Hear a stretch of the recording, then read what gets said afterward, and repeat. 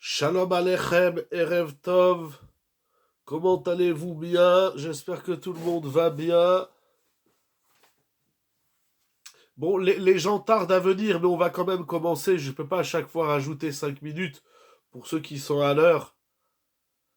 Beruchim Abayim, Erev Tov, Moraï Verabotai. Est-ce qu'on entend bien?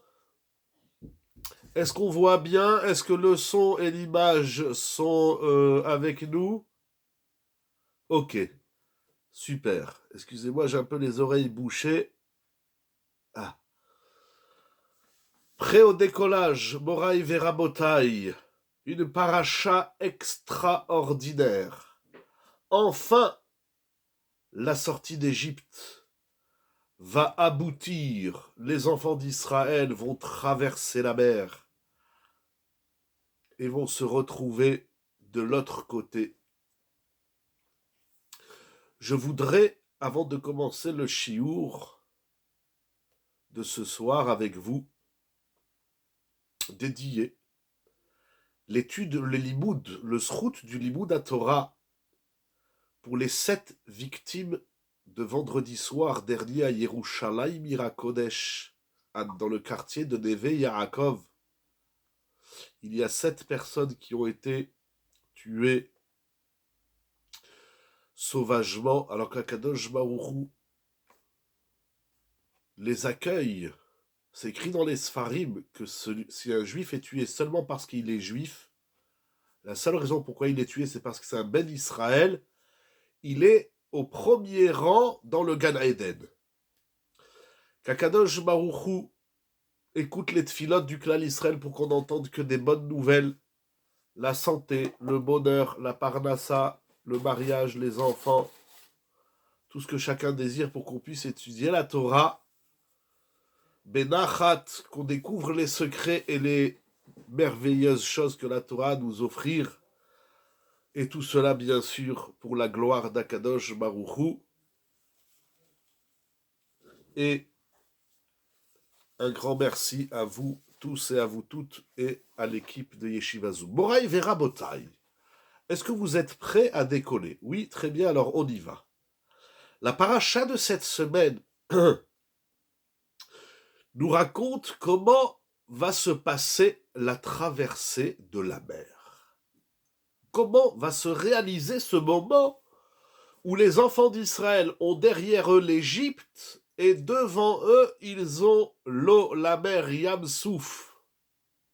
Ils sont pris en sandwich, un danger derrière, un danger devant. Et Akadosh Baruch Hu, par sa grande rahamim, par le mérite des Avot Akdoshim, va ouvrir la mer. Kriyat Yamsouf, quelque chose d'inouï. Il y a eu dans l'histoire d'autres épisodes aussi grandioses tels que l'ouverture du Jourdain, lorsque Yahushua va traverser le fleuve du Yarden pour arriver de l'autre côté, pour arriver en terre de Canaan. Il y a dans la Gemara Masechet Cholin une histoire, si je ne me trompe pas, avec Rabbi Pinchas ben Yair qui veut traverser également un fleuve. Il y a dans la paracha de cette semaine l'ouverture de la mer. Et Rashi dit que toutes les eaux du monde se sont fendues. Il n'y a pas que Yamsouf qui s'est ouvert, mais toutes les eaux, Kol Maïm Shebaolam, à ce moment-là de la traversée, toutes les eaux s'ouvrent, toutes les eaux du monde entier se fendent. Nous allons étudier une Gemara au traité Arachin, qui se trouve également dans Pirkei Avot Perek He Mishnah Dalet. Je préfère le lire ici parce que de toutes les façons, les Mefarshim, ils vont dans Avot, ils vont ramener la Gemara dans Arachin. Il y a une Gemara assez surprenante et nous allons voir qu'est-ce que nous pouvons tirer comme message. Comment on peut s'envoler à travers un texte de la Gemara, Moraï Verabotai. Tanya, Amar Rabbi Yehuda. Rabbi Yehuda a enseigné Eser nisionot nisu avotenu leakadosh baruchu. Littéralement, les enfants d'Israël ont mis Hachem à l'épreuve 10 fois. Incroyable. On connaît les nisionot que Akadosh Baruchu il fait à l'homme. Akadosh Baruchu, il y a bien sûr les 10 nisionotes de Avraham Avinu. Il y a des nisionotes de la vie, les épreuves, on traduit Nisayon par épreuve. Tout homme dans sa vie, tout être humain, se retrouve face à des nisionotes. L'enjeu de l'épreuve est multiple. Est-ce que c'est pour corriger des fautes? Est-ce que c'est pour évoluer? Est-ce que c'est pour déployer des kochot enfouis en nous, des énergies? Il y a de nombreux textes dans la Gemara, Brachot notamment, dans les Midrashim. Quel est le sens du Nisayon que Akadosh Baruchu envoie à l'homme? Le Nisayon de la santé, le Nisayon de l'argent, le Nisayon du couple, le Nisayon des enfants. Il y a une multitude d'épreuves à laquelle Akadosh Baruchu soumet l'homme. C'est une sugia en soi extrêmement délicate, mais fondamentale de la vie. Nul n'est épargné des épreuves. Au point que tous les matins nous prions Ve'al tavienu l'idée Nisayon. Ne nous amène pas vers l'épreuve. C'est intéressant, on ne dit pas ne nous amène pas des épreuves, mais ne nous amène pas vers l'épreuve. À réfléchir. Tout le monde a entendu parler de ce sujet des épreuves et tout le monde, chacun à son niveau, il a la dose de Nisayon que Akadosh Baruchu a prévu pour lui. Il y a ici un enseignement de Rabbi Yehuda qui dit qu'il arrive que l'homme soumette Hachem à des épreuves. Qu'est-ce que ça veut dire cette Gemara, Moraï Verabotai? Et par 10 fois dans la Torah, nous dit le maître, les enfants d'Israël vont éprouver Akadosh Baruchu. Il y a plusieurs traductions et plusieurs versions, mais c'est les mots de la Gemara. Il y a le Nisayon que Hachem y t'envoie, et il y a le Nisayon que l'homme envoie à Hachem. On met Hachem à l'épreuve. Au point qu'il y a un verset, j'ai oublié la référence, où Akadosh Baruch dans le Navi, Akadosh Baruch il dit Al tenasut, ne me mettez pas à l'épreuve.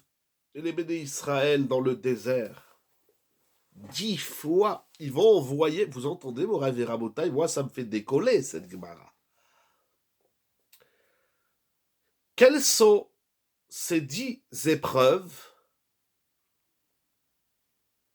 On va pas toutes les lire, c'est en soi de lire et traduire la Gemara, il faut 1 heure, comme le temps avance.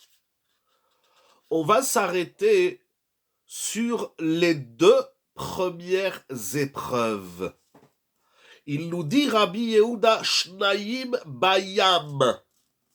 Au moment de la traversée, avec tout ce que cela veut dire, la grandiosité des miracles, l'immensité d'Akadosh Baruchu, l'échec des Égyptiens, et les dizaines et dizaines de miracles qui vont se produire au moment de la traversée.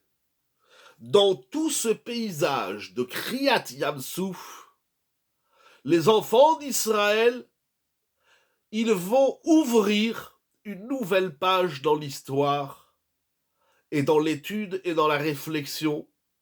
Ils vont éprouver Akadosh Baruch Hu. Ça veut dire que dans ces 10 épreuves que la Gemara va noter, et les Mefarshim également dans Pirkei Avot, Perek He Mishnah Dalet, le Rambam il a une autre version que la Gemara. Ils sont tous d'accord qu'il y a 10 épreuves. Quelles sont ces 10 épreuves? Il y a plusieurs versions.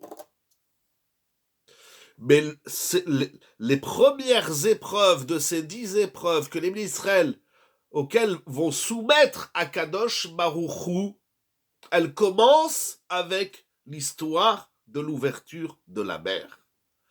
Kriyat Yamsouf suscite chez les enfants d'Israël un nouveau chapitre dans leur rapport avec Dieu, avec Akadosh Baruch Hu. Ce chapitre s'intitule « Les épreuves auxquelles les enfants d'Israël soumettent Akadosh Baruch Hu ». C'est les mots de la Gemara. Encore une fois, il y a plusieurs lectures, plusieurs traductions, le Rosh, la Shita Mekubetset. Mais nous sommes dans cette lecture-là que nous allons retrouver dans d'autres Mefarshim. Quelles sont les deux épreuves qui ouvrent cette série des 10 épreuves? Les deux premières se trouvent dans la mer. Achat beyerida ve achat ba'aliyah. Une épreuve, c'est lorsque les enfants d'Israël vont descendre dans l'eau, dans la mer. Ve achat ba'aliyah, et une lorsqu'ils vont remonter de la mer. Donc ça veut dire, c'est incroyable ce qui est écrit ici dans la Gemara. Lorsque les enfants d'Israël descendent dans la mer, alors que la mer va s'ouvrir, etc., ils vont avoir l'idée, ils vont innover le concept de mettre Hachem à l'épreuve. C'est tout simplement, Moraï Verabotaï, incroyable. Qu'est-ce que cela veut dire? La Gemara explique. La première épreuve, c'est lorsqu'ils descendent dans l'eau. Juste avant de descendre, il est dit que les enfants d'Israël qui sont coincés par les Égyptiens derrière eux et la mer devant eux, c'est écrit dans le Passouk, dans Shemot, dans la paracha de Meshalach, chapitre 14, versets 10 et 11. Vaïsou bene Israël et enehem. Les enfants d'Israël lèvent leurs yeux, et voilà que l'Égypte voyage derrière eux, et ils ont eu très peur. Alors ils crient et ils implorent Hachem, Vaïtzaku bene Israël el Hachem.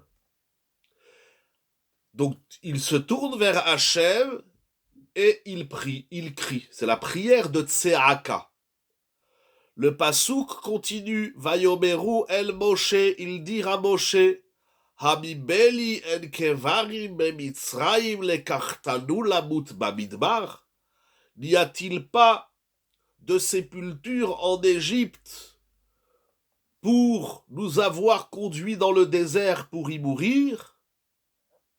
Voilà la première épreuve qui touche la vie et la mort, Hamibeli en kevarim bemitzraim. Voilà. Ça, dire à Kadosh Baruch Hu. Ici, il parle à Moshe. Et c'est intéressant parce que d'un côté, il prie à Hachem. Hachem ne nous laisse pas mourir. D'un autre côté, ils mettent Hachem à l'épreuve. Ça touche la vie et la mort, parce qu'ils ont peur de mourir. Est-ce normal d'avoir peur de mourir? Je pense que oui, c'est un sentiment naturel chez l'homme. Mais le fait d'avoir dit, n'y a-t-il pas de sépulture en Égypte, ça s'appelle qu'ils ont mis Hachem à l'épreuve. Lorsqu'une personne se trouve dans une situation extrêmement délicate, s'il dit à Hachem, est-ce que tu m'as mis jusqu'ici pour me faire crever, pour me mourir, pour me tuer, pour m'enlever la vie? Dire ça, c'est mettre Hachem à l'épreuve. Qu'est-ce que ça veut dire, Moraï Verabotaï? La deuxième épreuve, ou Ba'aliyah, lorsqu'ils vont remonter de l'eau,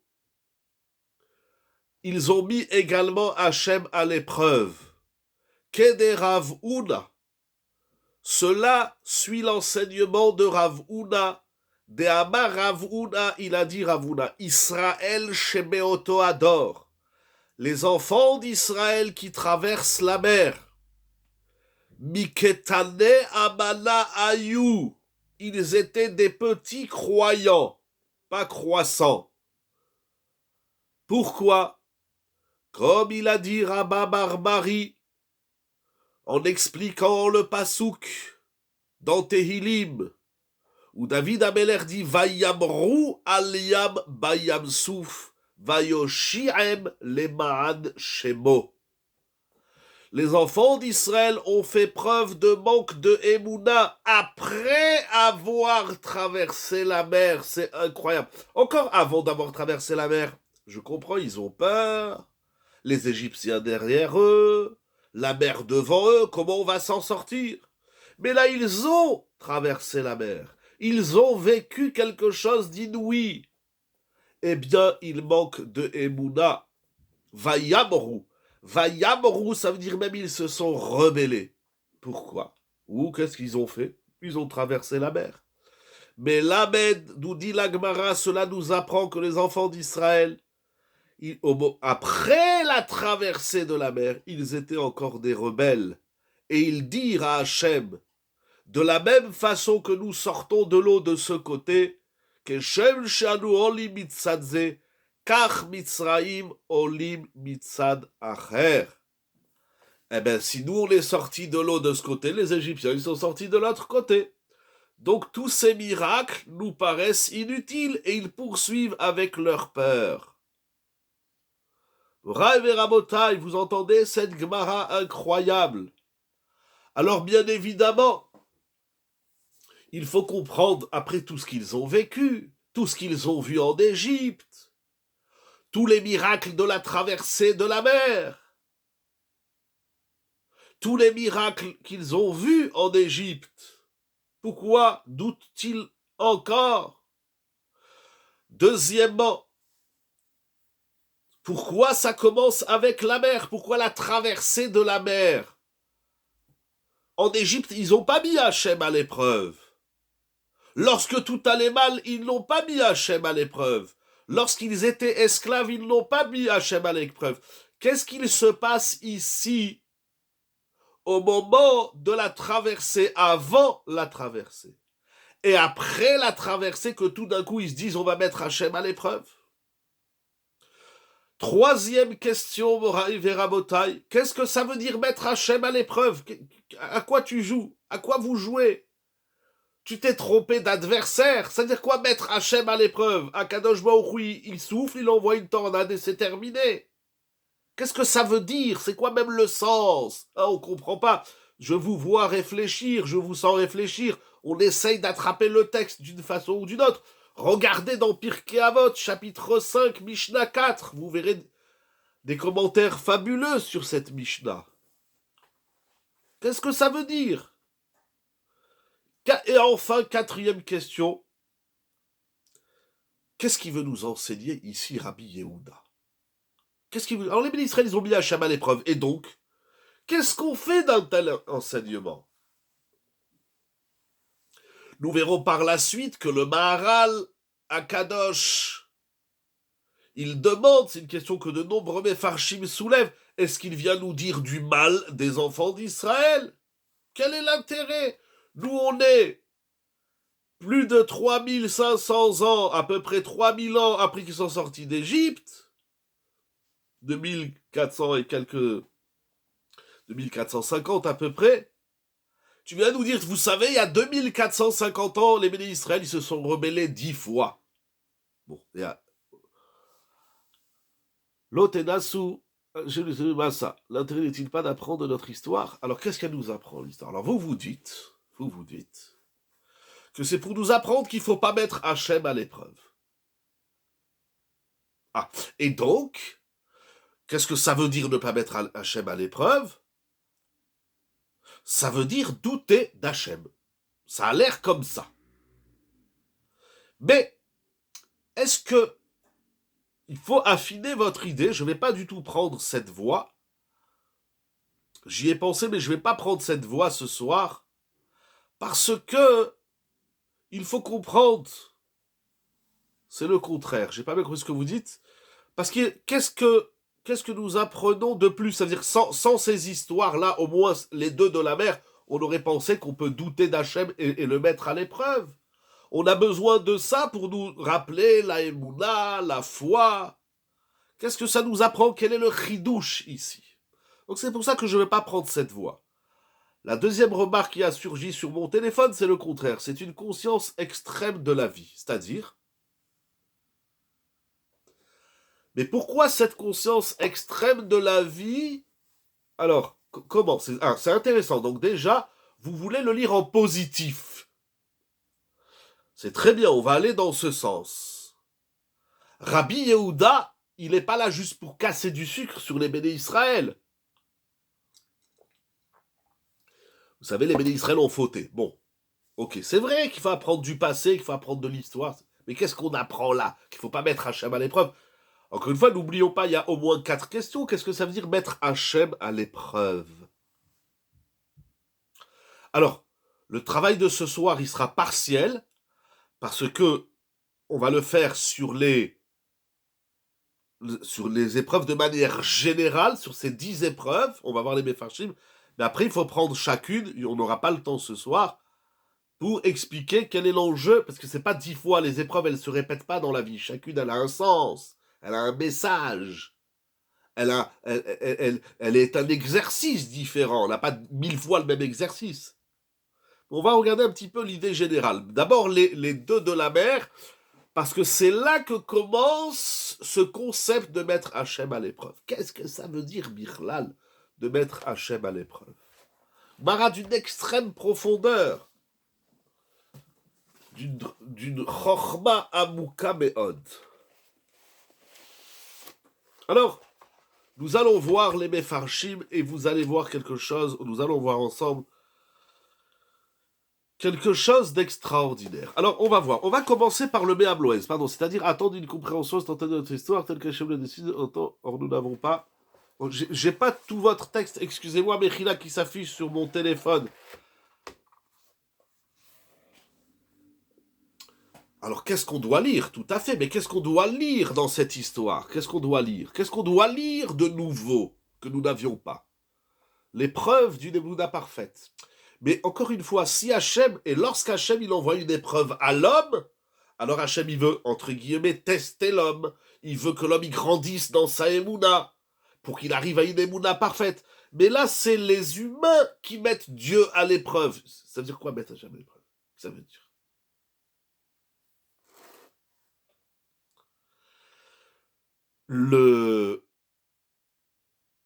On va commencer par le Méabloès. On va étudier 3 commentaires. Dans un premier temps, ils ne sont pas obligatoirement un lien, mais peut-être qu'un lien Bezrat Hashem va se nouer entre ces 3 idées. La première idée, je vais lire avec vous le Méabloès. Il me semble que la Tzedaka est une exception. Exactement, mais je ne vais pas parler des exceptions. Mais exactement, le Maaser plus précisément, c'est une exception, effectivement. Ce soir, on ne parlera pas de l'exception, exceptionnellement. Il dit le Méabloès dans son commentaire sur Pirkei Avot. Alors, il soulève une partie des questions qu'on a demandées, mais lui, il soulève notamment la question pourquoi Rabbeinu Akadosh dans Pirkei Avot, il nous ramène cela. Il n'y a-t-il pas ici, dit-il, un récit négatif à propos d'Israël? Tu vas nous dire, les bénis d'Israël, ils ont éprouvé Dieu. C'est négatif de dire des choses comme ça. On n'écrit pas une Mishnah, on n'écrit pas un texte pour dire les bénis d'Israël, ils se sont trompés. Incroyable comme question. Aval, dit-il, Alechem ladat, vous devez savoir, Shebidvarim elu, Yesh chizuk gadol leuma ha'israélite. Incroyable. Il y a dans cette Mishnah un élixir de renforcement. Ici, le Tana, il vient pas dire vous êtes nul, vous avez fauté, vous avez fait quelque chose de grave. Il vient nous donner de la force, il vient nous renforcer. Qu'est-ce que ça veut dire? Que sommes-nous face au maître de l'univers qui ouvre la mer? C'est ça, c'est donc une des questions qu'on a soulevées, exactement. Il vient ici, le Tana, dans la Mishnah, nous donner du chizouk. Il vient nous dire quelque chose, un discours pour que nous soyons forts, à savoir, Shehaumot omrim kenegdam. Il vient répondre, ne sommes-nous pas ses représentants? Très justement, mais et alors, on représente Hachem, et donc, oui, nous représentons Hachem dans le monde, oui, et donc, qu'est-ce que vous voulez dire? Ça répond pas, ou je vois pas très bien où vous voulez en venir. Donc on a une légitimité, mais pas vis-à-vis d'Hachem. Je ne mets pas Hachem à l'épreuve. D'abord, un homme, il met personne à l'épreuve. Ça n'existe pas qu'un homme, il fait une épreuve à l'autre. L'homme ne soumet pas sa femme à des tests éprouvants. La femme ne met pas son mari. C'est ça que nous allons voir. Ça fait partie des 4 questions que j'ai soulevées. Donc nous allons voir. Le droit de la mise à l'épreuve, oui, mais ce challenger-là, c'est pas quelque chose que je fais vis-à-vis d'Hachem. Je challenge pas Hachem. Je dis pas Hachem, bon, je te mets là et on va voir comment tu vas t'en sortir. J'ai le droit vis-à-vis d'autres humains de challenger, mais pas de missionner. Mais encore une fois, Hachem, il nous place à son niveau. Alors, regardez. Parce qu'on joue sur 2 questions. Qu'est-ce que ça veut dire mettre Hachem à l'épreuve et de quel droit l'homme met Hachem à l'épreuve? Alors, pour répondre l'une, il faut répondre l'autre. Alors, on va essayer d'expliquer tout cela. Bezrat Hachem. Le Me'am Loez, il dit quelque chose d'extraordinaire. Il dit que cette Mishnah-là est une réponse au discours des nations. Parce que les Goyim, les Umot HaOlam, disent prétexte que Akadosh Baruch Hu nous a abandonnés. Elokechem azav etchem leachar shechatatem ubachar beacherim mimkomchem. Vous avez déjà entendu ce discours. Il y a des peuples jusqu'aujourd'hui. Et toute la guerre des nations envers le clan Israël, c'est de prouver aux Juifs, au peuple d'Israël, au peuple d'Hachem, que Akadosh Baruch Hu nous a abandonnés. Et j'ai envie de rajouter sur ce que dit le Me'am Loez, c'est que malheureusement, il y a même des Juifs, des Béné Israël qui pensent que Hachem nous a abandonnés. Il y a des gens qui se sentent abandonnés d'Akadosh Baruch Hu Rachaman al-Itzlan. Dieu nous en préserve.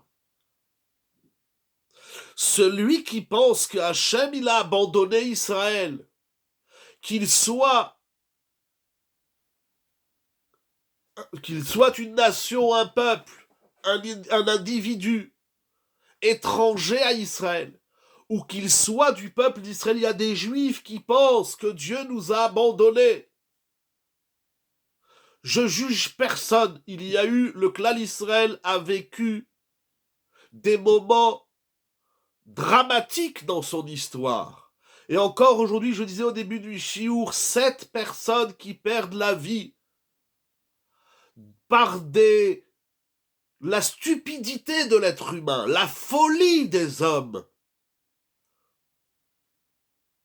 Eh bien, bien sûr, et malheureusement, le peuple d'Israël, comme l'individu d'Israël, nous ne sommes pas les seuls à souffrir sur cette terre.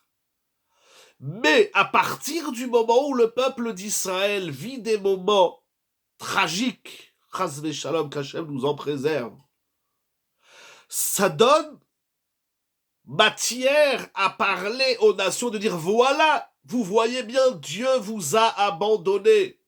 Vous n'êtes plus Am Ségoula. Vous n'êtes plus Béni Bechori Israël. Vous n'êtes plus des Béné Israël. Akadosh Baruch Hu a changé de peuple, de guide. Akadosh Baruch Hu vous a abandonné. Et il y a des individus dans le clan Israël, même s'ils font Shabbat, même s'ils mangent kasher, même si leur femme va au mikvé, etc., ils pensent que Hachem les a abandonnés. Comment on répond à cette thèse qui résonne depuis la création et avant même la création du peuple d'Israël par l'Égypte, par Lavan, par Esav, par Amalek? On n'existe pas encore qu'il y a déjà 70 loups qui se soucient de nous faire disparaître et de dire au peuple d'Israël, Hachem vous a abandonné. À cela, et dans l'exil, combien c'est arrivé. Et aujourd'hui, avec 5783 années d'histoire, et à peu près 2450 ans d'histoire pour le peuple d'Israël qui est né en Égypte, à peu près à partir depuis l'histoire du monde, et la création du peuple, la naissance du peuple d'Israël, par le pari de Pascal, je ne connais pas, Mechila. J'aime bien les blagues, mais quand je les comprends. Alors, comment on répond? Il dit, mais regardez, aujourd'hui, en 5783, 2023, après tous les exils, et les guerres, et les combats qui ne s'arrêtent pas, il y en a qui disent, Dieu a abandonné Israël, Moraï Verabotai. Comment on répond à ça? En tout cas, Rabbi Yehuda Anassi, ramené dans Pirkei Avot Perek He, et dans Arachin Datet Vav Amud Aleph, il dit la chose suivante. Voilà sa réponse. Déou, sachez, vous qui pensez que Akadosh Baruch Hu a abandonné le peuple d'Israël, regardez qu'est-ce qui s'est passé, regardons notre histoire. Que bien que nos ancêtres ont éprouvé Akadosh Baruch Hu par 10 fois, eh bien, malgré tout, Akadosh Baruch Hu, Lo Azavam, il ne les a pas abandonnés. Ne croyez pas. Certes, le peuple d'Israël, et malheureusement, il commet des fautes, il commet des graves erreurs.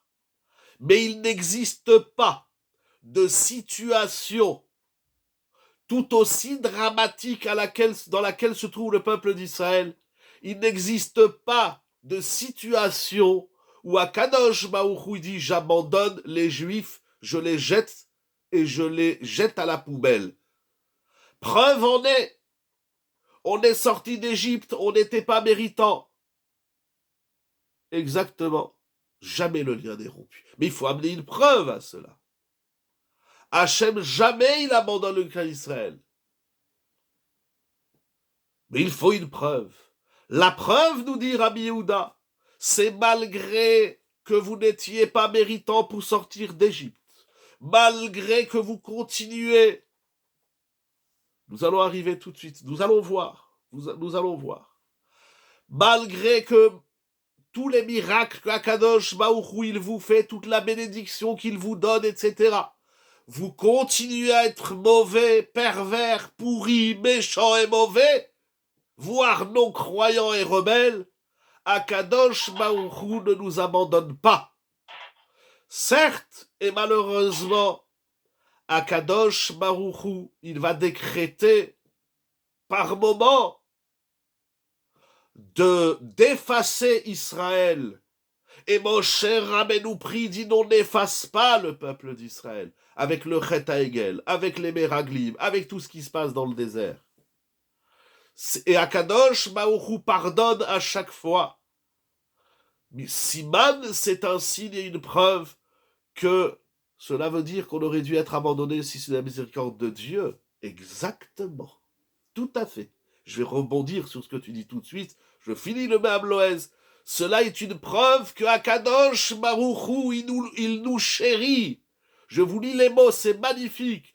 Siman she'adain chavivutenu gabe Akadosh Baruch Hu. Ça veut dire que Akadosh Baruch Hu, il nous aime encore et encore et encore. Qu'est-ce que ça veut dire? Alors oui, mentalement parlant, comme tu dis très justement, ça veut dire que s'il n'y avait pas eu, mais je dirais pas la rachamim, il y a plus fort que la rachamim, il y a plus fort que la clémence et la miséricorde de Dieu. Il y a la chavivut, chérir. Il y a un mot qui s'appelle chavivut. Ya habibi, vous connaissez cette chanson? Akadosh Baruch il nous aime à tout prix. Cela me rappelle un texte fabuleux que j'ai découvert la première fois dans Ravolbe Alav Shalom, dans les shiurim qu'il fait pour les chatanim, pour les jeunes mariés. Et Ravolbe dit sur quoi repose le couple. Qu'est-ce qui peut assurer la réussite, la bracha, la pérennité, la stabilité du couple? Il dit Ravolbe un slogan. Al-kol peshaim techase ahava. L'amour.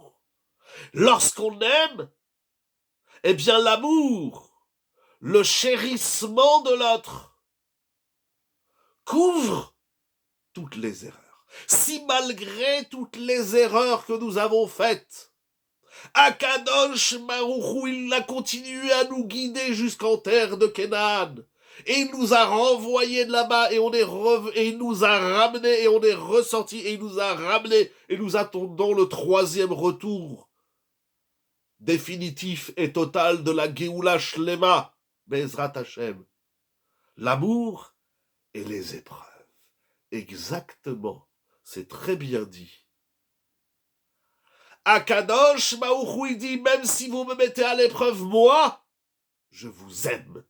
Al kol peshaim techase ahava. Ça, c'est un mot d'ordre dans la relation parent-enfant. C'est un mot d'ordre dans la relation entre les conjoints.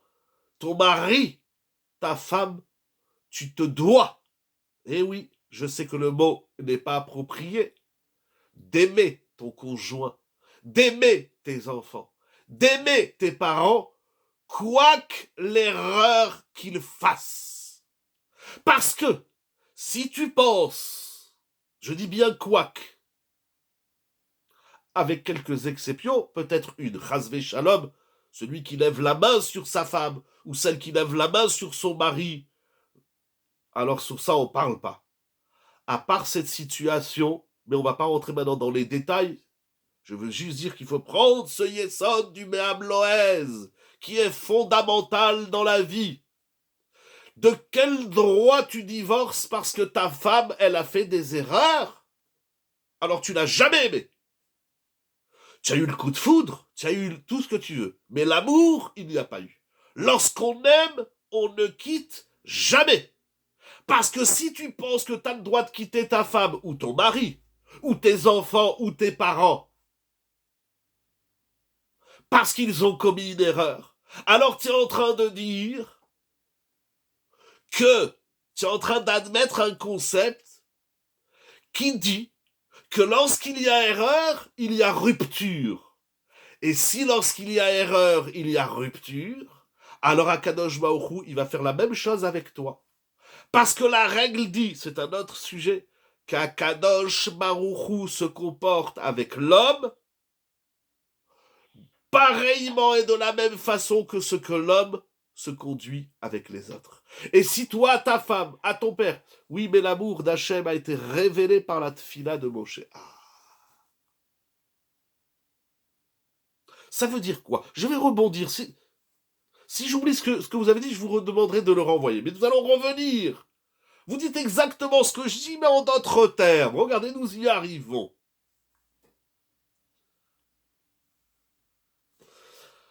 Je finis le premier raisonnement. Si tu admets que erreur égale rupture, donc tu quittes ta femme, donc tu quittes ton mari, donc tu quittes tes gosses, tu quittes tout le monde, alors tu admets un mode de vie dont la règle de jeu est, du jeu JE est erreur égale rupture. C'est exactement ce que Hachem va faire avec toi. Donc attention, tu vas en payer très cher le prix. Et c'est exactement ce que disent les goïms. Donc tu es en train de dire que quand tu fais des erreurs envers Dieu, tu n'es plus juif. Donc tu vas te comporter comme un rachat, tu vas abandonner ton judaïsme. Vous comprenez le raisonnement à l'absurde? Je l'ai fait à l'envers des nations, je l'ai fait dans la tête d'un juif. Al kol peshaim techase ahava. L'amour couvre toutes les fautes. L'amour, c'est pas lorsqu'il n'y a pas d'erreur, alors je t'aime. Est-ce que l'inverse est vrai? Le pardon ouvre-t-il les potentialités? Ce n'est pas, l'amour n'est pas le reflet. Alors attendez, même la Gemara pose cette question en vrai. Alors attendez, regardez, parce qu'il y a déjà, j'ai demandé à Madame Bocara d'attendre, après Monsieur Meyer, après Rabbi Adam. Regardez, Mechila, je finis juste cette phrase, non, il n'y a pas de problème. Et après, je reviens à vos questions et suggestions. L'amour, c'est pas l'état, c'est pas l'expression d'un état où il n'y a pas d'erreur. Si je t'aime lorsqu'il n'y a pas d'erreur, est-ce de l'amour? Non, c'est de l'égoïsme. Je t'aime parce que tu commets aucune erreur, donc tu m'arranges. L'amour commence là où l'autre fait des choses qui me dérangent. C'est ça l'amour. Chavivute. Adaïn chavivutenu. Mechila, je le répète une dernière fois pour que ça soit clair. Si la règle de jeu de ta vie, c'est que erreur égale rupture, donc d'abord à Kadosh Baruch Hu, c'est exactement ça qu'il va faire avec toi, et c'est exactement ça que tu ressens, et c'est exactement ça que disent les goïms, et tu vas en arriver à un stade où, puisque tu as fait une erreur, Hachem, il a rompu, Hachem, il t'a viré, et donc, tu vas arrêter de faire la Torah et les mitzvot. En 5 minutes, tu deviens un goy. Tu es passé de l'autre côté de la mer. Tu es passé de l'autre côté où tu t'es enfoncé. Ça, c'est l'idée, je trouve, fantastique et oxygéniale du Beham Loez. Vous avez me demandé, Madame Bocara, si je me trompe pas, mais tout ça, nous l'avons eu grâce à la tfila de Moshe Rabbeinu, n'est-ce pas? C'est ça que vous avez demandé. Si c'est pas ça, je vous laisse renvoyer la question, mais c'est ce que j'ai compris. Mais je vais vous dire justement, posons-nous la question. Akadosh Baruch a décidé de gommer, de gommer, d'effacer le peuple d'Israël. Chasve Shalom. Imaginons une situation où Akadosh Baruch dit à un homme, tu vas mourir dans 8 jours. Qu'est-ce qu'il fait? Il a une névoie, il va mourir. Un gadol, il vient lui dire, je viens t'annoncer ta mort, lo alenu velo alechem chasve shalom, ce que font les médecins ou autres scientifiques, bien sûr, j'ai rien contre personne. De quel droit on annonce à un homme qui va mourir? C'est pas de la science de dire à quelqu'un tu vas mourir. Qu'est-ce qu'elle fait, cette personne? Elle se prépare à mourir. Akadosh Baruch Hu, il annonce à Moshe Rabbeinu qui va effacer le clan Israël de la terre. Qu'est-ce qu'il fait, Moshe Rabbeinu? Il prie de ne pas effacer le peuple d'Israël. Et Akadosh Baruch Hu accepte cette tfila. Bien évidemment, je ne comprends rien à Moshe Rabbeinu, et encore moins à Akadosh Baruch Hu. Mais je comprends pas. Hachem, il te dit, je vais éclater les Juifs.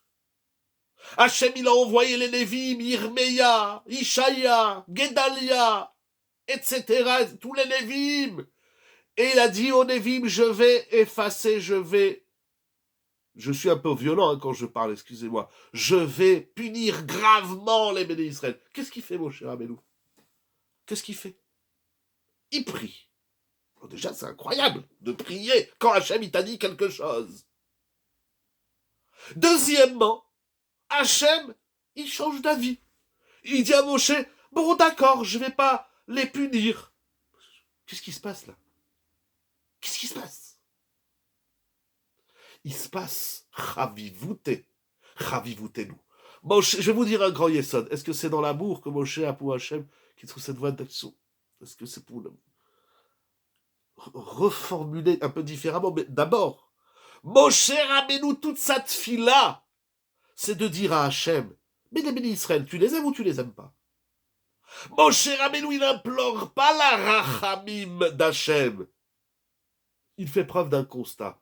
Mais Hachem, tu les aimes? Allez, c'est tes enfants!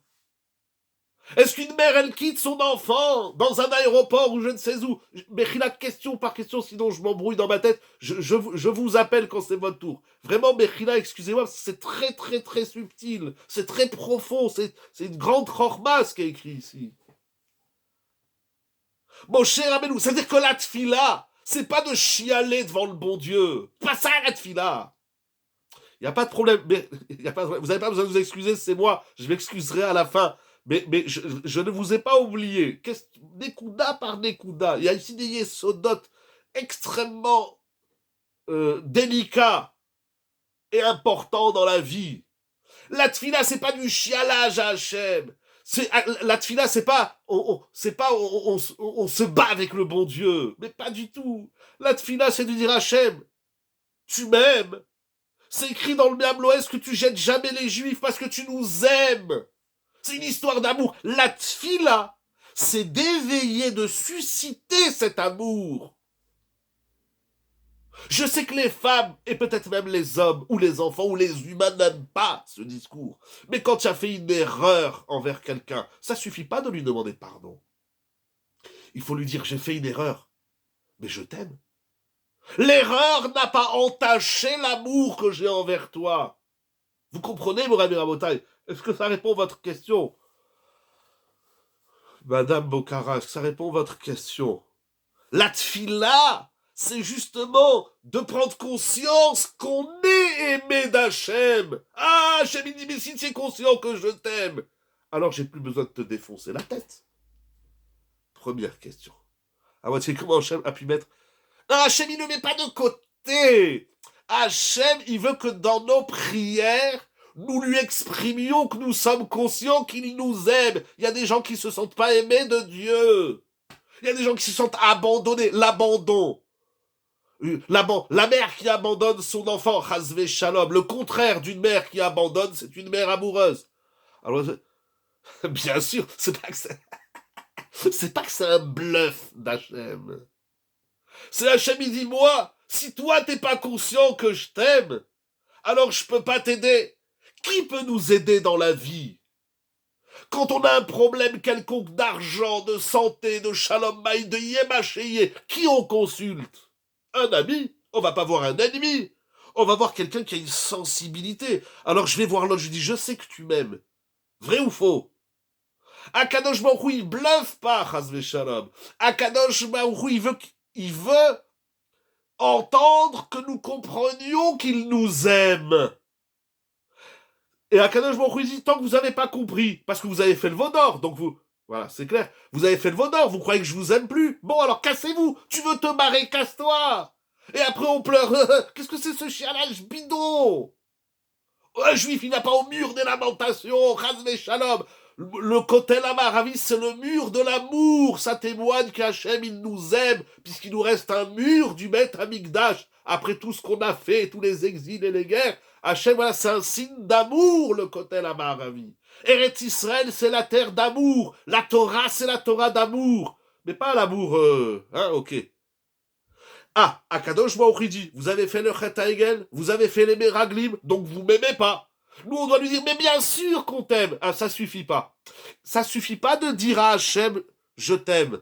La mitzvah de Havat Hachem, c'est pas seulement d'aimer Dieu, mais c'est de dire à Dieu qu'on est conscient que lui aussi, il nous aime.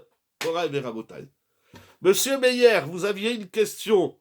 Si vous voulez la renvoyer, ça c'était par rapport à la première question. Mais donc, pouvons-nous concevoir que la tfila est acceptée, mais que le peuple jamais... C'est un chayav de contrepartie? Mais bien évidemment. Bien évidemment. Akadosh Baruch Hu dit, si toi, Israël, tu es conscient que moi, Dieu, je t'aime, eh bien, je vais te sauver malgré l'état catastrophique que tu es, malgré le juif pas bon que tu es. Après, il y a un retour. Ça veut dire, tu as fauté, alors il va falloir payer. Tu as fait telle faute, il y aura telle sanction. Comme Sachar Veonesh, il y a salaire et sanction. Mais il n'y a pas rupture, c'est ça qu'il faut comprendre. Celui qui est sorti du clan d'Israël, d'abord il y a toujours un moment où il peut revenir. Mais la punition et le salaire, le Sachar et le Onesh, ne dit pas qu'il y a rupture. S'il y a rupture, pardon, mais notre Averot, c'est énorme avec la génération précédente du coup, notre Arevout. Ah, notre Arevout. Notre Arevout. J'avais dit Arevot. Les générations à venir.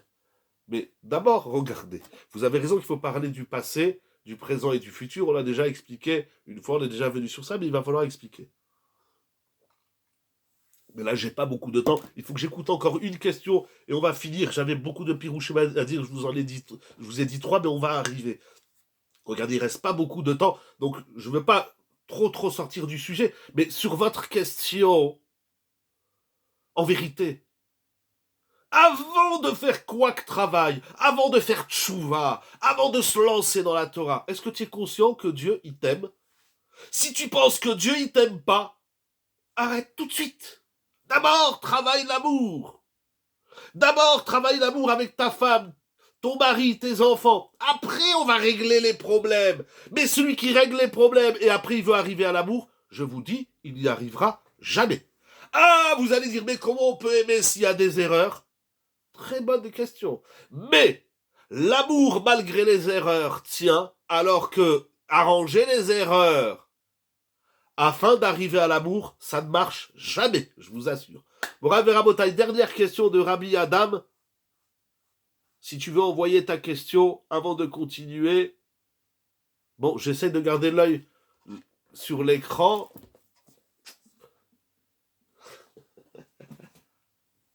Ok. N'hésite pas si tu reviens avec... Ah, je disais, c'est la question... Ah, pourquoi tu dis que c'est la question de la Gemara? Oui. Pourquoi tu dis ça? De quelle Gemara tu parles? Est-ce qu'Israël qui a fauté s'appelle encore une... C'est vrai, c'est vrai. Mais j'évite cette sougia pour plusieurs raisons. La Gemara dans Sanhedrin. Parce que d'abord, j'ai pas beaucoup de temps et je voulais vraiment vous dire les 2 commentaires qui arrivent. C'est extraordinaire. Vous avez vu le Béabloès, c'est déjà immense.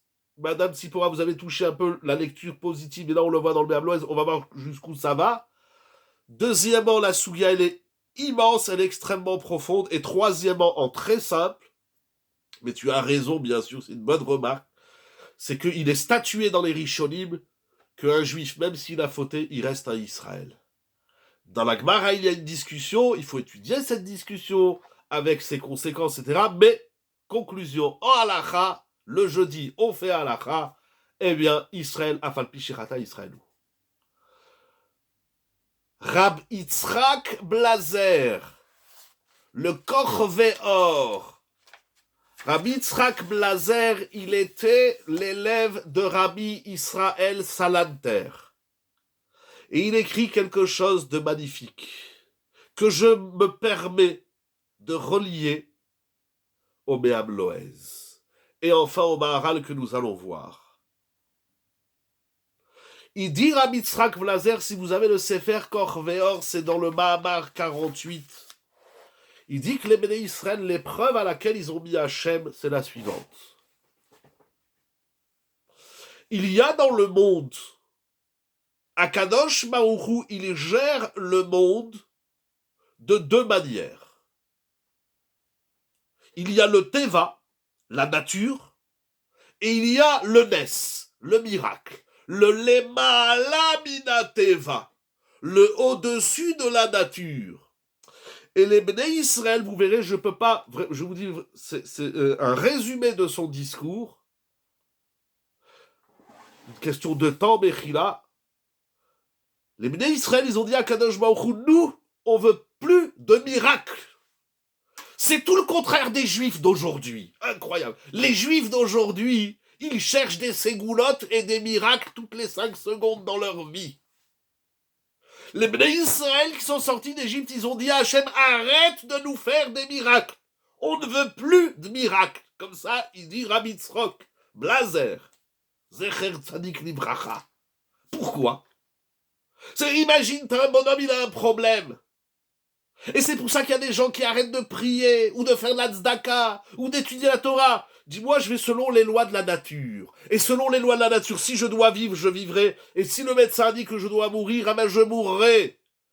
Mais t'es un juif, tu vis les malas, minateva, tu vis au-dessus. Je veux pas de ça. Je veux pas de miracle. Ah, oui, on veut un miracle, mais on veut rester nous-mêmes en dessous de la nature. C'est pas comme ça que ça marche. C'est-à-dire, explique le Rav, c'est-à-dire, si tu veux bénéficier d'une vie miraculeuse, pleine de nissim, il faut que toi-même tu sois un Nisayon. Nisayon, ça veut dire élévateur de l'être. Il faut que tu arrêtes d'être Ish Ha'adama.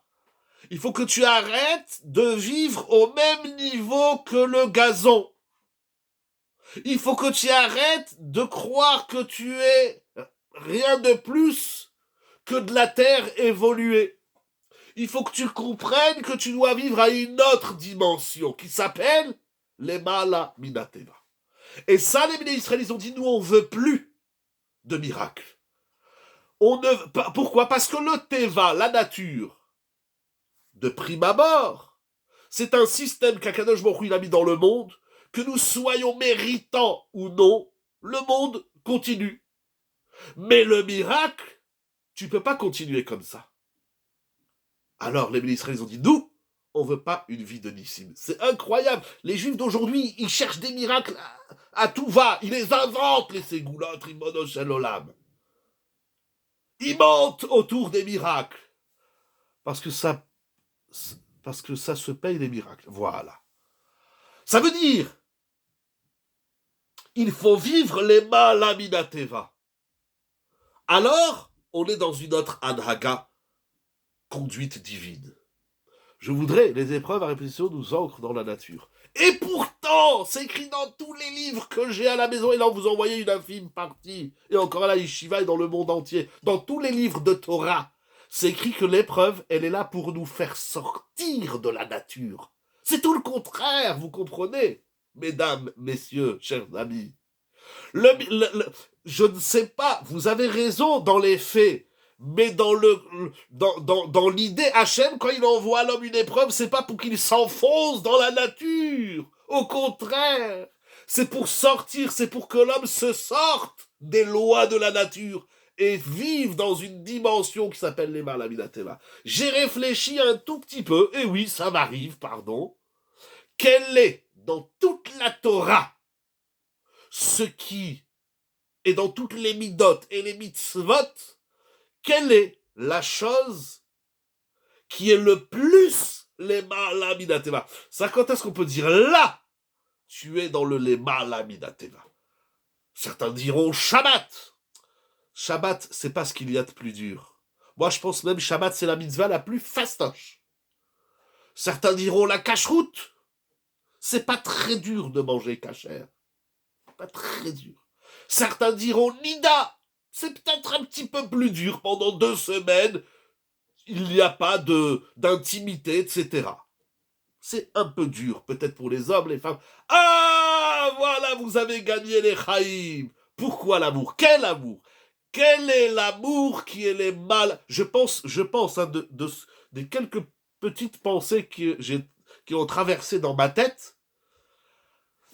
J'ai découvert que chez les humains, l'amour, à tout prix, pas l'amour quand ça va bien, mais l'amour, même lorsque l'autre, je peux plus me le voir, je pourrais le cogner dans un mur.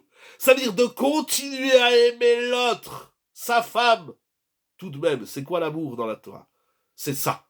C'est comme Hachem. Hachem, il dit, t'es pourri, t'es nul, tu fais des avérotes, je devrais te gommer et t'effacer. Regarde, il y a 70 nations à l'ONU, l'OTAN, l'Europe, l'Asie. Il n'y a personne qui pense le contraire sur Terre. Tout le monde est d'accord que les Juifs, il faut les éclater. Ils doivent disparaître de la planète. Et Hachem, il dit, mais ça vous réveille pas, ça? Arrêtez de passer votre temps à traiter le monde entier d'antisémite. Ce sera comme ça depuis la création du monde, et même après la venue du Mashiach, ce sera comme ça. C'est écrit clairement dans Chazal. C'est la nature même de tout ce qui n'est pas juif de ne pas aimer les juifs. Comme les Tunisiens qui n'aiment rien d'autre que les Tunisiens et les Marocains qui n'aiment rien d'autre que les Marocains, etc. Bien sûr, avec un peu d'humour. Voilà. On n'est pas sur Terre pour passer notre temps à dire il y a des antisémites, il y a du terrorisme. On perd notre temps. Alors Akadosh dit, ça te réveille pas, ça? Il n'y a pas un qui t'aime sur Terre. La Sheila, c'est pas ce que les autres ils nous aiment. On n'est pas là pour être aimé d'égoïsme, bravo. On est là pour faire du Kiddush Hashem, c'est autre chose. Mais ça doit nous faire réfléchir et ça doit nous conduire à se dire, mais mince, si personne nous aime, peut-être que c'est à nous de développer l'amour. L'amour, ça veut dire que tu dois aimer l'autre, quoi que les erreurs qu'il a faites. Ça, c'est de l'amour. Mais mon mari, je le supporte plus, il jette ses chaussettes en l'air, il rentre jamais son bureau, il dit jamais merci. Je parle pas, chas v'shalom, de la violence, je parle pas de cas plus que extrêmes, je parle pas de ça. Je parle des relations quotidiennes. Mais mon mari m'a dit ça, mon mari m'a pas dit ça, ma femme m'a dit ça. Tu l'aimes ou pas, Morav et Rabotai? Je l'aime plus. Ah mais c'est ça qui est grave. Ce qui est grave, c'est pas que lui, il est tordu. Si tu aimes plus ton mari, alors t'es plus grave que lui. Tu aimes plus ta femme parce que ta femme, elle te fait pas manger comme tu veux. Parce que ta femme, elle n'est pas comme ci, elle n'est pas comme ça. Et parce que ta mère, elle t'a dit que tu t'es trompé. Et si malgré tout ça, tu aimes ta femme, alors là, tu es les mal à Minateva. Et là, Hachem, je peux vous le dire. Vous voulez une ségoula qui marche? Je vous assure, elle marche. Si elle marche pas, je prends pas d'argent, je vous l'offre. Comme ça, si elle marche pas, j'ai rien à rembourser. Mais je vous assure qu'elle marche. C'est écrit, il y a des livres entiers, les plus connus de Rav Posen sur Adraba. La plus grande des ségoulottes, continue à aimer ton mari comme le premier jour où tu l'as épousé, ou ta femme, bien sûr, malgré toutes les erreurs qu'il commet. Moraï Verabotai. Il me reste, si vous êtes OK, 3-4 minutes pour le Maharal, Mechila. Ah, mais ça, c'est complètement lié avec le Méabloès, j'ai refait la relation. Le Lemala Minate va dans l'amour, dans la Chavivut. Moraï Verabotai. 2-3 phrases dans le Maharal. Vous allez dire, mais pourquoi il attend tellement de temps pour nous dire le Maharal, toujours on le bac? Parce que l'amour, c'est pas un sentiment figé. L'amour, c'est ni un sentiment, ni figé. C'est pas ça l'amour. Je dis pas qu'il n'y a pas de sentiment dans l'amour, attention. Je suis pas un adepte de l'amour platonique. Quoique, il y a du sentiment, bien sûr. Ce n'est pas que. Moraï Verabotai, le Maharal, il écrit une phrase. Mais alors, maintenant la soirée commence, Moraï Verabotai. N'attachez pas vos ceintures. Installez-vous bien confortablement. Il dit le Maharal, bon, on va pas tout lire. Il dit la chose suivante. Mince, il faut que je le retrouve très vite. Mais je l'avais sous les yeux. Ah, je l'avais sous les yeux. Ah, voilà. D'abord, il dit le Nisayon, c'est davar hayotse minateva ou miseder haolam. Tout ce qui sort des lois de la nature, comme Rav Yitzhak Blazer. Tout ce qui n'est pas selon un cycle régulier et établi de la science des lois de la nature, ça s'appelle un Nisayon. Dès que tu sors du quotidien et dès que tu sors du palpable, dès que tu sors du monde, c'est les Mahalamina Teva. Ça c'est le mot Nisayon. Mais il écrit une phrase. Oh. Il dit, vous savez pourquoi le Tana? C'est à peu près la même idée, mais avec une nuance extrêmement profonde que le Méabloès. Le Tana qui nous dit que les Bnei Israël ont commis 10 fautes pour éprouver Hachem. Alors, le Méabloès, il a dit, c'est pour dire que Hachem, il nous aime. Le Maharal HaKadosh, il dit, c'est pour nous, pour donner, pour témoigner du respect à Hachem, du kavod à Hachem. Je vais vous le lire dans le... Excusez-moi, je ne sais pas pourquoi je crie, c'est idiot d'ailleurs, mais je sais pas, c'est tellement ouf. Puis en vérité, comme je vous vois pas trop, alors je sais pas, mais je vais vous le lire dans les mots. Diber Atana, c'est le Maharal dans Pirkei Avot, Derech HaChaim, Perek He Mishnah Dalet. Diber Atana Hadavar Haze Bekad. Le Tana, ici, Rabbi Yehuda, il vient nous dire que les Béné Israël, ils ont commis 10 épreuves envers Hachem.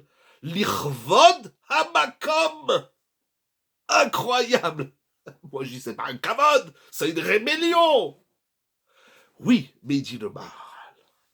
Si je te dis que même si tu te rebelles contre Hachem, Hachem, il continue de t'aimer, Hachem, il continue de t'aider, Hachem, il continue de te faire exister, ça prouve, ça exprime le kavod, l'honneur d'Hachem. L'honneur, mais moi je dis, c'est pas de l'honneur, ça, c'est du déshonneur. Oui, mais si tu déshonores Akadosh Baruch Hu, et chacun, il va me faire la liste, il va se la garder bien sûr, des 1000 milliards d'avérotes qu'il a fait aujourd'hui. Et en face, la liste des 1000 milliards de tovot que Hachem il t'a donné, malgré... Non, j'ai pas dit que j'ai le droit, Chazvé Shalom. Attention, je veux pas entendre ça, surtout pas. C'est pas ça la conclusion. En face des 1000 milliards d'avérotes que je fais, je vais faire une deuxième liste et je vais faire les 1000 milliards de bonheur. Pardon, il y a eu une coupure parce qu'il y a un appel. Je vais faire en face et je vais dire, tiens, j'ai dit du Lachon Hara. En quoi c'est de l'honneur plutôt que du bisayon? Surtout qu'on ne doit pas dire que Hachem est Vatran. C'est pas de la Vatranout. Grande question. Attention parce que bientôt on va me faire comme ça. Il me reste 2-3 minutes. Je sais que j'ai déjà dépassé. La question de la Vatranout, c'est une grande question. Où il est le Kavod? Qui m'est Vadaï? Regardez ce qu'il dit le Maharal. Ça veut dire, j'ai dit du Lachon Hara, mais Hachem, il m'a pas enlevé la vie. J'ai mangé pas kasher, mais Hachem, il m'a permis de gagner de l'argent. Je sais pas moi, j'ai pas bien mis les tefilines ou j'ai pas fait la tefila en communauté. Et pourtant Hachem, il fait que mes jambes, elles peuvent marcher. En face de chaque mauvais comportement que je fais envers Dieu, de chaque rébellion, manque de émouna, je vais dire, mais en face, Hachem, il n'y a pas eu de rupture. Hachem, il m'a pas fracassé. Alors qu'il aurait pu, parce que j'ai fait ça, et Hachem, il a rien. Il n'a pas déconnecté. Rien que je suis vivant. Je parle, je mange, j'ouvre les yeux, j'entends, etc. Mais Nora Ve'ayom. En face de chaque erreur que tu commets, tu vas écrire chaque bonheur que Dieu t'envoie. C'est la plus grande preuve de la non-rupture de la part d'Hachem. Pardon. Et ce qui est la preuve de la non-rupture de la part d'Hachem, c'est un kavod Hachem. Pourquoi? Encore une petite phrase dans le Maharal. Petite, parce que courte, mais immense. Qui m'évadaille, sans aucun doute. Achot im aelu. Ces fauteurs-là qui ont éprouvé Hachem, ils les appellent des chot im. Ka'asher chatu el Hachem itbarach. Ils ont fauté envers Dieu. Bevadaï kavanatam leraya. C'est sûr qu'eux, ils avaient les mauvaises intentions. Parce qu'ils pensaient qu'ibedvarim aelu imatsu ashechashvu minara. Toi, tu penses tordu, tu dis, ça y est, Hachem, il va m'éclater, Hachem, il va m'écrabouiller. Et paf, tu vois qu'Hachem, il t'écrabouille pas. Veno safek ki ayam ase satan, ou minitbarer laem nisayon shelaem, venitbarer laem nisayon shelaem. Alors ils se sont dit, mais mince, on a... Parce que vous avez dit très bien, mais hier, tout à l'heure, vous avez dit, on doit apprendre des leçons. Mais en vérité, on ne doit pas seulement apprendre des leçons des Béné Israël d'avant. On doit apprendre de nos propres erreurs. Tu vois, je vous assure, amenez-moi n'importe quel non-croyant qui existe sur Terre, en 5 minutes, je lui prouve qu'il se contredit. Il y a des gens qui disent Dieu n'existe pas. Mamache, on l'a vu avec ma femme, elle m'a ramené des témoignages de gens qu'elle rencontre. J'en ai vu aussi, j'en ai entendu.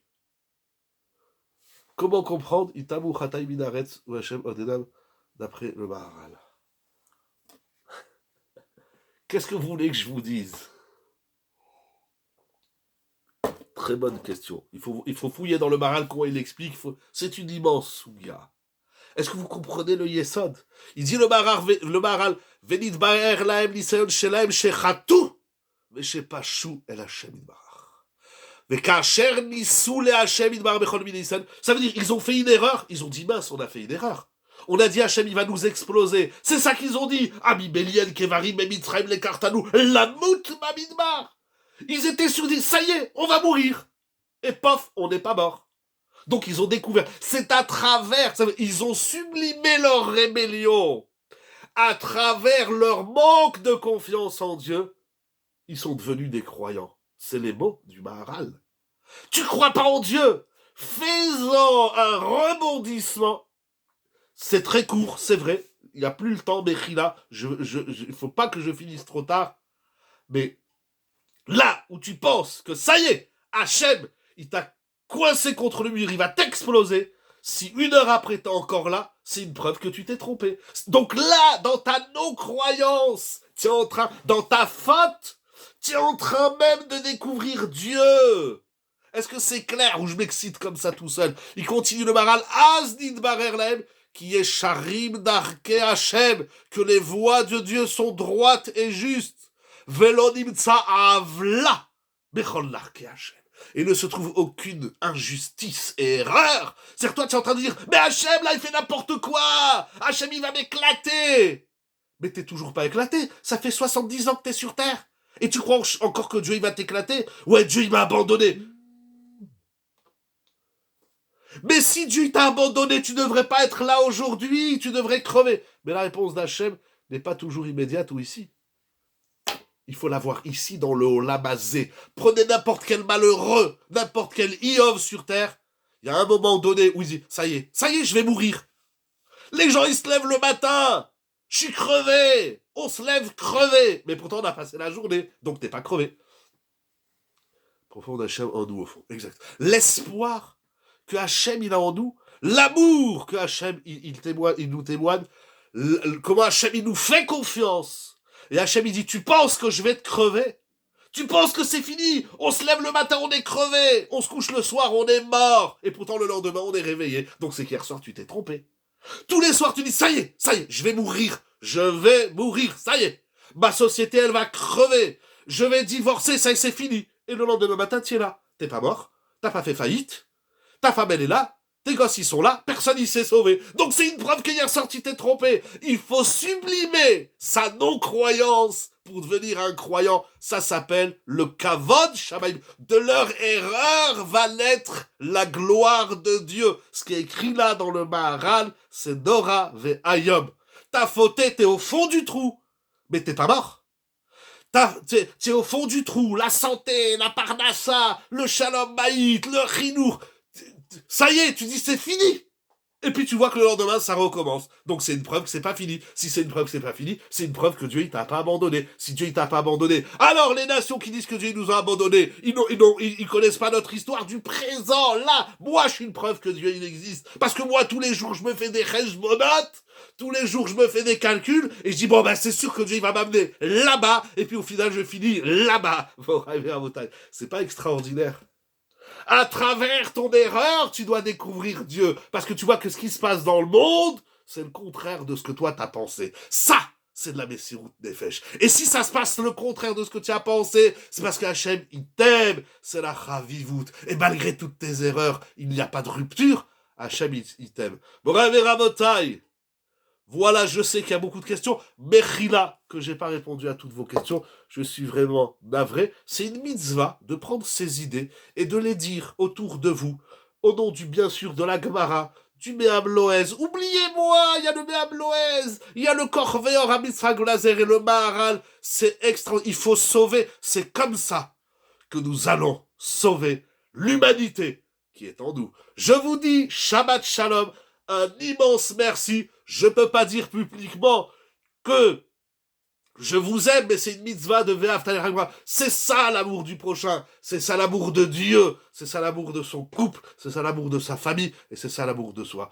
Merci beaucoup à mes très chers amis, Rabbi Yonatan et son épouse, Mechila Kiletar. Chaque jeudi soir, je me dis, je vais faire plus court, mais j'y arrive pas. Vraiment, Mechila, parce que je suis bien avec vous. C'est tellement magnifique de pouvoir partager tout ça avec vous. Todaraba, qu'Akadosh Baruch Hu vous bénisse. Qu'Akadosh Baruch Hu bakol mikol kol lanoul chol Israël. Des cascades de bénédictions, de bonheur, de chorma, surtout de... Parce que quand on lit des choses comme ça, Ishtabar Shemo, la vie, elle change. Dans 1 heure, dites-vous, oh, je suis encore là, je suis vivant, alors on peut encore faire des choses. Si je suis là, c'est une preuve, moi, ici, moi, là, en face de vous, et vous, en face de moi, et chacun en face de l'autre, et chacun en face de soi, c'est une preuve que Hachem, il est là. Et la Emouna, c'est d'adhérer et de comprendre que Hachem, il nous aime. Et c'est quoi la preuve qu'il nous aime? C'est qu'on est là. Qu'Akadosh Baruch Hu nous donne la vie jusqu'à 120 ans et au-delà, qu'on n'entende que des bonnes nouvelles, nous, en Israël, des cascades rejaillissantes de bonheur et de bénédiction. Yeshiva Zoom, pour la gloire d'Akadosh Baruch Hu. Je vous demande pardon et je vous dis Shabbat Shalom ou Mevorach.